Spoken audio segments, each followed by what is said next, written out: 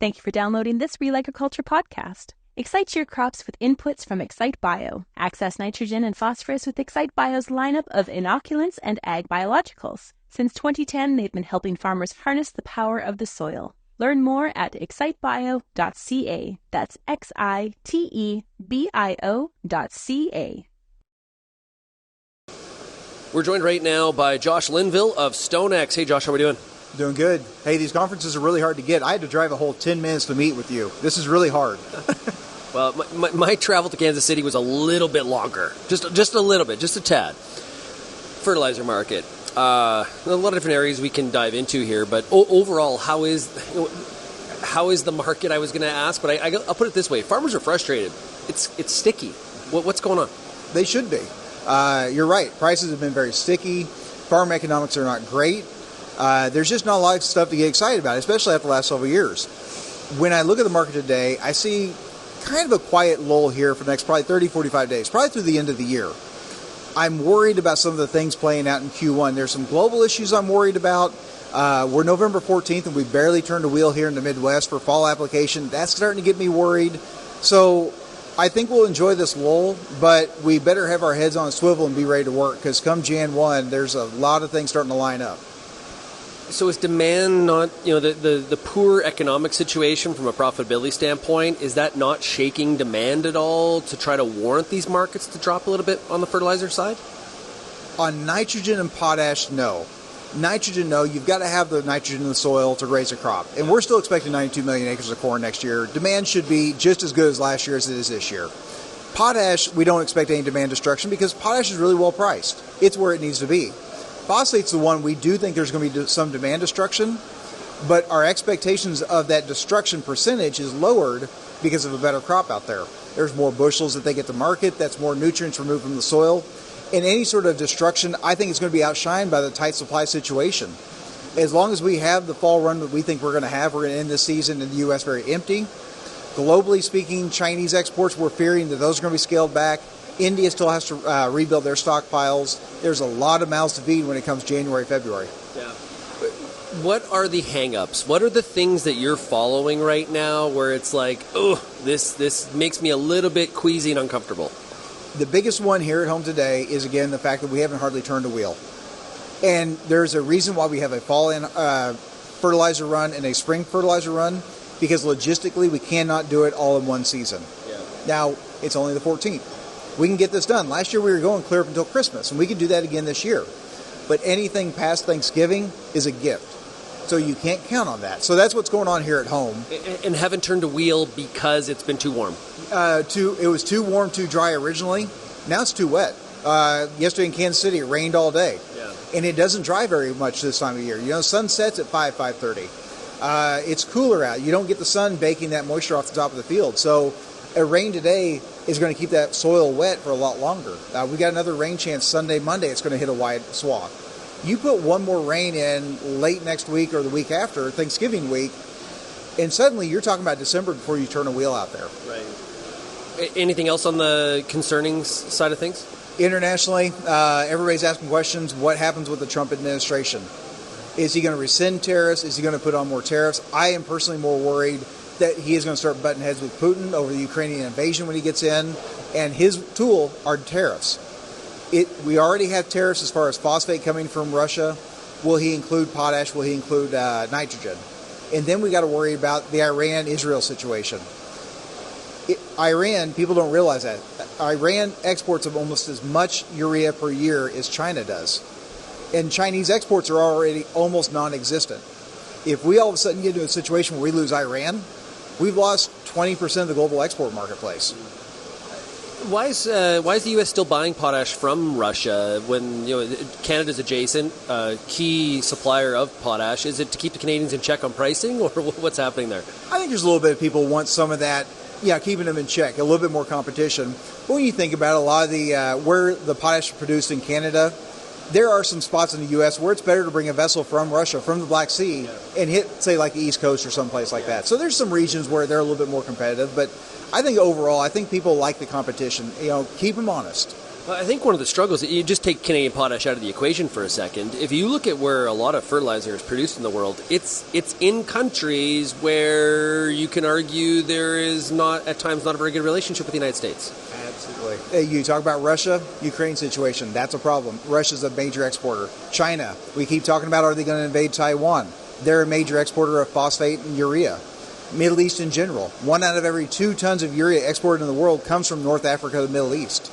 So yeah, you're right. Tumultuous areas, and who knows what those relationships look like over the next 2 to 4 years.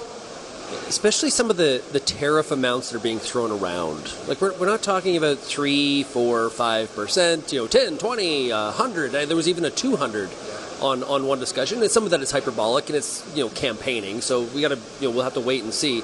But it's the amount.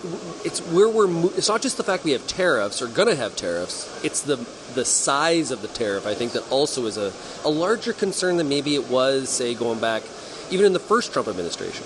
Right, and when you've got a world that's oversupplied, you need a bigger tariff percentage to keep the product from coming. Look at phosphate. Morocco here for a while had a 2% tariff. And most people looked at it and said, oh, of course they're going to bring everything they can. Not a single ton. The reason being, Morocco's sitting there looking at that 2% tariff and saying, why would I pay that? I have got mouths around the world to feed. There is more than enough demand around the world to take care of the stuff I produce. You can take your 2% and shove it. I don't have to pay it. If nothing else, they're proving a point that I can survive without you more than you can survive without me. One of the tariff discussions, and you and I were texting while I was touring the nutrient potash mine. It was super cool. The pictures, everyone's just. I'm still amazed at how cool that trip was. But one of the things that came out of that discussion, 86, 87% of the U.S. potash that is used comes from Canada, for example. And then I thought of the Trump tariffs. 10% on all products coming into the United States. Potash is one where you're like, oh yeah, that could never happen. I don't see is there any path where someone could justify putting a tariff on Canadian potash coming into the U.S. with how important that resource is? I never want to say never. I don't think so. Yeah. But I would never say never. People would be calling their congressman, their senator, like it would be insane. It's actually hard to imagine, but anyway. Yeah, I think if you really want to hack off every single farmer, what is there, 2 million farmers in the U.S. market, and then you think about their friends and their family, that'd be a really good way to lose a lot of the popular vote just from one move. So I don't think it happens, but I'm not going to sit there and say it wouldn't, because as soon as you do, the market's going to prove you wrong. But what I'm hearing from you, nitrogen prices are where they are and likely staying there. Yeah, I think nitrogen probably stays steady here for the next 30, 45 days. A little bit of worry of what happens if we don't have this fall application run. What does that mean for springtime? But ultimately, globally, nitrogen, I'm fearful we're going to see a bullish trend as we move into Q1. So you actually think that, so if people are out of the market right now, they're, hey, I'm going to wait till spring, maybe use my cash other places. You're thinking higher prices in the spring from now? I am. I just, when I look around the world, and it's all built on the back of urea. Chinese exports are non-existent. That's usually 5 to 5.5 million ton exported. They've only exported 254,000 through September. You look at the Russia situation, we could lose that. You look at the EU, the natural gas situation is getting worse, not better. We could lose more production out of Europe and create more demand that way. Egypt had production problems. Brazil has all their production problems because of high natural gas price.